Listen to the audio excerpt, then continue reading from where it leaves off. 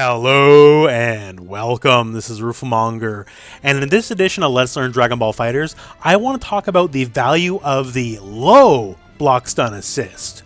So an assist that keeps someone in block stun only for a short amount of time. Now there are many assists in this game that have, a very high amount of block stun, right? And they're very valuable for it. But I'm here to tell you the assists with low block stun are also very good, but for very different reasons.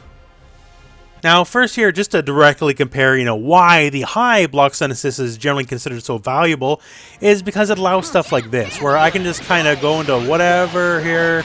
Oh, cool, you got hit by the cross-up, right? And if I had the tiniest of a delay after that jump, I would land it like front-facing in their face. So it's a true left-right mix. Like, there's no real way out of it other than to guess correctly. And it's all thanks to this high block stun assist, holding him in place for such a long time. Like Kid Buu here, 57 frames of block stun. So if I had someone with a lower block stun assist, that kind of mix-up wouldn't be possible. So inherently, a lot of people think, okay, higher number better than lower number. And I guess in a lot of cases, that's generally true. But let me show you why a low block stun assist can be valuable as compared to a high block stun assist.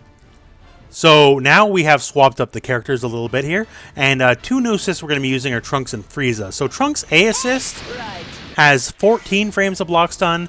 The Frieza B assist, you might not survive this time, has 11 frames of block stun. So certainly a far cry from the nearly 60 frames of block stun the mighty Kid Buu assist has, right? So obviously these can't be as good, or could they? So one of the biggest things about any kind of assist is it overwrites the block stun of the previous move. So say I hit with stand heavy and assist right after, whatever the block stun of the stand heavy was going to be, it is now overwritten by the assist. So it could have been like a million frames of block stun, doesn't matter. As soon as Trunks hits him, the 14 frames of block stun overwrites whatever the previous number was. And that's a big deal. That's actually very much to your benefit in a lot of situations.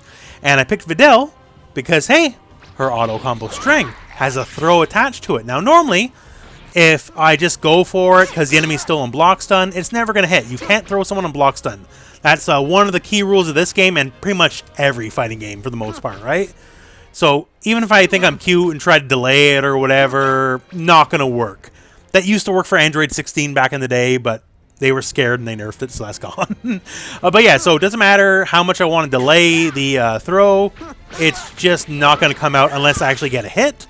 But as long as they're in the block stun, not going to work.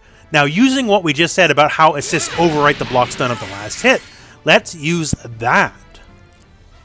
So what we're going to be doing is this. We're just going to instant air dash heavy, light, light. And when we do that, our first light, we're going to call the Frieza assist at the same time.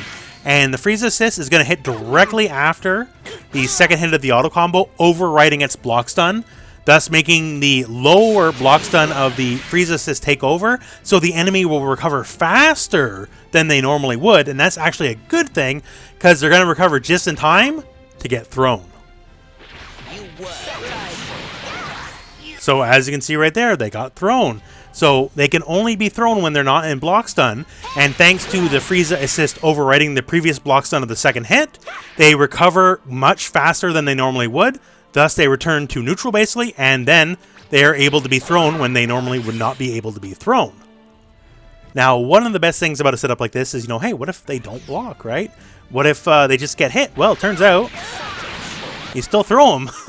You can still follow up, right? Maybe it's not the most optimal combo damage-wise. Sure, absolutely. But it is a hit grab in that if they're getting hit, you can still grab them, right? So if it hits, whatever, that's fine. So you do have to start this setup ahead of time without the foreknowledge of if you're going to get the hit or block, but it works out either way. So if they block, that's great. And if they get hit, hey, that's great too. The one thing to note here is you will have to do a tiny delay at the end of the auto combo. If you just smash it as fast as possible, it won't work out. But yeah, that's the essence of this. And this works with anybody with a grab-based auto combo. Just to show you with two more characters that have grabs at the end of their auto combo here, that the same concept works pretty much in the exact same way. All you gotta do is jump in, or no, you don't even have to jump in. Just, you know, start your attack with the assist. Let the assist overwrite that block stun, and then the rest kind of works itself out. And that's all there is to it. Now, if that was the only value of a low block stun assist, that would still be pretty cool, right? Because it creates a huge guessing situation on block. Because, like, yeah, you could just hold straight up and you would get out of the grab. Yes, 100% absolutely. But if they just go light, light into a down medium, if you're holding straight up, you're going to get clipped by that down medium, and then you're going to get comboed. And then it's going to be a raw medium starter, which does so much more damage, right? So, in essence, it turns into kind of a 50-50 guessing game, really. But let's show you another example of a low block stun assist being very powerful. So, say something like Cell's perfect attack here, the medium one specifically. He obviously switches sides, but, you know, you don't have to actually switch your blocks. You don't have to go left, right really quick. You can just hold back, and it's fine. Like, here, let me show you my inputs here.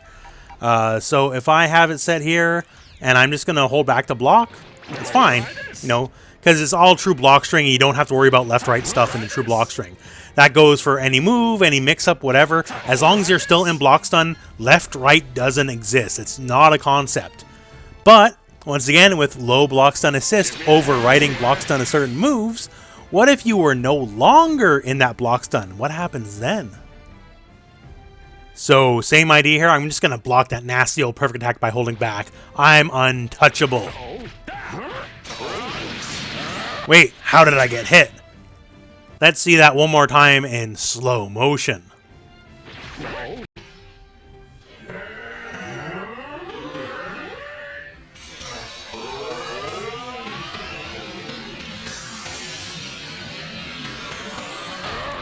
Is that all?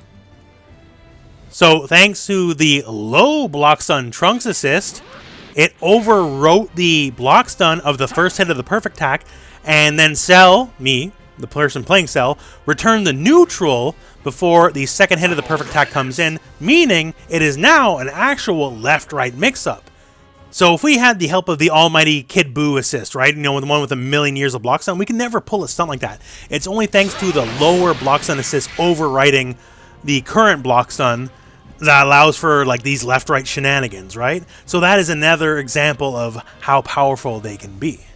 So in the video, we showed a lot of Trunks A assist and Frieza B assist, because those are basically the two best examples that have the lowest numbers. But also, just so you know, Dragon Ball Super Broly, his B assist has 21 frames of block stun, and Tien's Dodon Ray assist has 20 frames of block stun.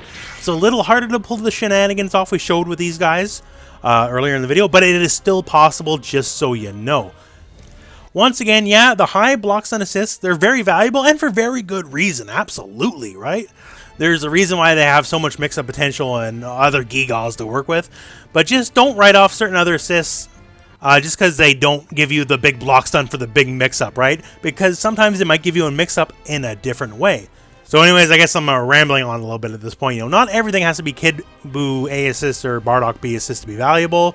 Low block stun assists, they also have their place as well.